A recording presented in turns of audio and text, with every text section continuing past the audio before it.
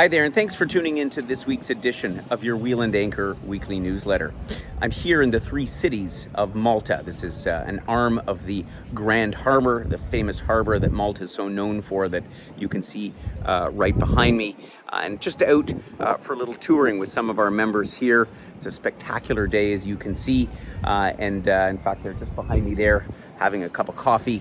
It got me thinking about community. It's amazing to see how in a short period of time, those who have traveled with me here in Malta, as well as on all of our trips, have really sort of created a sense of community, in the sense that, you know, the style of conversation that we have, the ability of people to open up. And it got me thinking about what is community and how do you define it? I mean, we have communities in many aspects of our lives, the communities of people that we work with, or our neighborhood, or communities like golf clubs and tennis clubs. There's all kinds of different ones, and obviously one of the things that we strive for here at Wheel and Anchor is creating a sense of community. And you know, how do you do that? How do you create community? Well, it could be as a matter of just smashing a bunch of people together on a trip like this and sort of seeing what happens.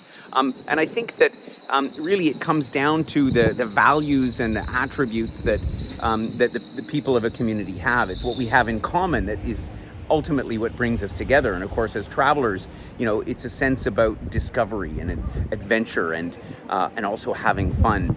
And those are certainly all some of the key aspects of what we focus on here at Wheel and Anchor. And so I can say I'm really proud to have created a bit of community with Wheel and Anchor. And of course, it's not just me, it's all of you. And it's one thing that members in recent weeks and months have pointed out to me that really is a differentiating factor about what we're about, is that the sense that you're not just traveling with a bunch of people, but you are making friends along the way, and you're sharing those stories, and the way that people are sort of able to open up and be a little bit vulnerable. The stuff that I've heard from our members, and the stories, not just from travels, but also from their lives and some of the things that they've gone through, is not the type of thing that you would normally hear just by joining sort of any old tour group. And so it's a little bit about what makes us special.